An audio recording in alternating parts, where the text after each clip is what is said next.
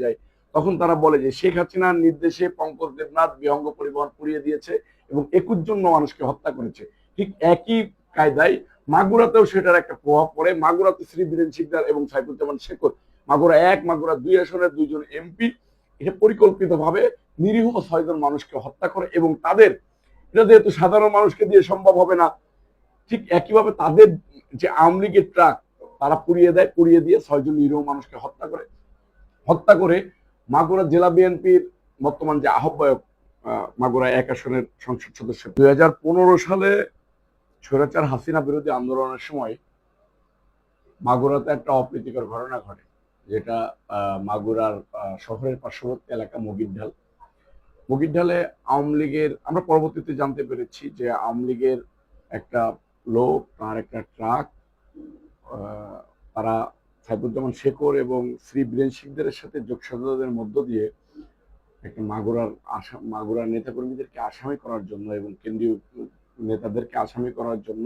একটা ষড়যন্ত্র নীল নকশা আঁকে। সেটার ধারাবাহিকতায় দুইজনে মিলে অ্যাসাইনমেন্ট বাস্তবায়ন করে, যারা এই মাগুরার নিরীহ 6 জন মানুষকে পুড়িয়ে হত্যা করে এই স্বৈরাচারী সরকার আওয়ামী লীগ। আপনারা দেখেছেন হয়তো, আপনারা অবশ্যই দেখেছেন, আমরা মিডিয়ার মাধ্যমে জানতে পেরেছি শাহবাগের বিহঙ্গ পরিবহন পঙ্কজ দেবনাথের, একইভাবে 21 জন লোক মারা গেছিল পঙ্কজ দেবনাথের, মেবি আমি যদি ভুল না করে থাকি। তাহলে পঙ্কজ দেবনাথের তৎকালীন আওয়ামী লীগের নেতারাই কিন্তু যারা এইটার সাথে সম্পৃক্ত ছিল, যারা জড়িত ছিল পঙ্কজ দেবনাথের সাথে থেকে, পরবর্তীতে তাদের সাথে সম্পর্ক যখন খারাপ হয়ে যায়, তখন তারা বলে যে শেখ হাসিনার নির্দেশে পঙ্কজ দেবনাথ বিহঙ্গ পরিবহন পুড়িয়ে দিয়েছে এবং 21 জন মানুষকে হত্যা করেছে।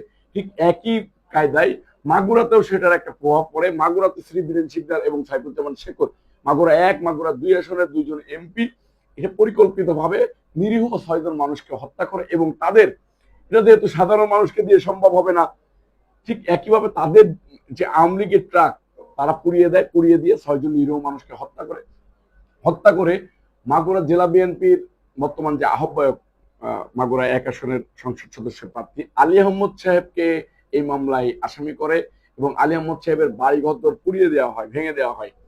মাগুরা জেলা যুব দলের বর্তমান সাধারণ সম্পাদক ফিরোজ আহমেদের বাড়ি পুড়িয়ে দেওয়া হয়, ভেঙে দেওয়া হয়। মাগুরা জেলা ছাত্র দলের তৎকালীন সাধারণ সম্পাদক আবু তাহের সবুজের বাড়ি ভেঙে দেওয়া হয়, পুড়িয়ে দেওয়া হয়। আবু তাহের সবুজকে ধরে নিয়ে যাওয়ার পরে রিমান্ডে অমানবিক নির্যাতন করে, ক্রস ফায়ার দিতে যায় আপনার হাতে পায়ে নখ তুলে ফেলে, মাথায় কারেন্টের শর্ট দেয়, প্রসাবের রাস্তায় কারেন্টের শর্ট দেয়, মেরুদণ্ডের হাড্ডিতে প্রচন্ড পরিমাণে আঘাত করে ভেঙে যায়। এইভাবে করে আমাদের কিছু নেতাদেরকে আসামি করা হয়েছে অন-64 এর মধ্য দিয়ে। তার ভিতরে রয়েছে বর্তমান তৎকালীন ছাত্র দলের সভাপতি রাজীব আহসান, বর্তমান স্বেচ্ছাসেবক দলের সাধারণ সম্পাদক, তৎকালীন ছাত্র দলের সাধারণ সম্পাদক আকরামুল হাসান মিন্টু।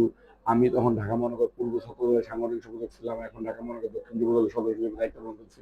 আমাদের সবাইকে আসামি করা হয়। এই আসামি করে নীল নকশা একে জাতীয়তাবাদী শক্তিকে দমিয়ে দিতে চেয়েছে, জাতীয়তাবাদী শক্তিকে দমিয়ে দিতে পারে নাই। জাতীয়তাবাদী শক্তির উজ্জ্বল নক্ষত্র সন্তানেরা আলী আহমদের নেতৃত্বে মাগুরা জেলাতে দুর্বার আন্দোলন গড়ে তুলেছে। সেই দুর্বার আন্দোলন গড়ে তুলেছেন বিএনপির ভারপ্রাপ্ত চেয়ারম্যান তারেক রহমান সাহেবের নির্দেশনায়।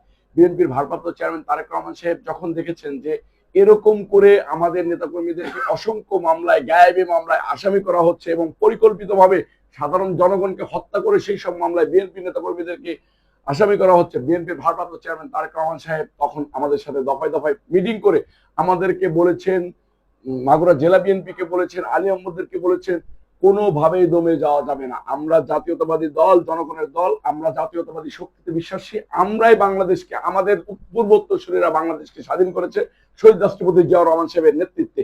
এই বাংলাদেশের জনগণকে কখনোই আমরা বিপদগামী হতে দিতে পারি না। বাংলাদেশের জনগণকে বিপদে ফেলে রেখে আমরা রাজপথ ছাড়তে পারবো না।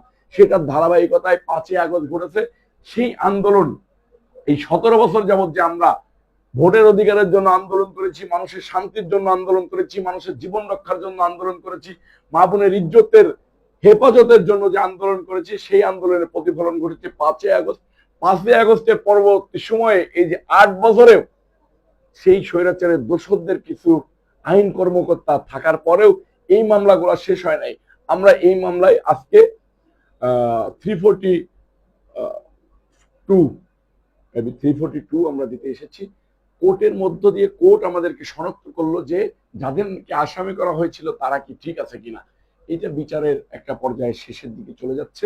আশা করি আমরা ন্যায় বিচার পাবো বলে আমরা মাগুরাবাসী আশা করতেছি। জাতীয়তাবাদী শক্তিতে যারা বিশ্বাসী তারা আশা করতেছে, বাংলাদেশের সাধারণ মানুষ আশা করতেছে যে স্বৈরাচার শেখ হাসিনার দেওয়া পরিকল্পিতভাবে হত্যা মামলা থেকে সাধারণ জনগণ, সাধারণ মানুষ এবং বিএনপির নেতা কর্মীরা ন্যায় বিচার পাবে, খালাস পাবে বলে আমরা আশা করতেছি ইনশাআল্লাহ।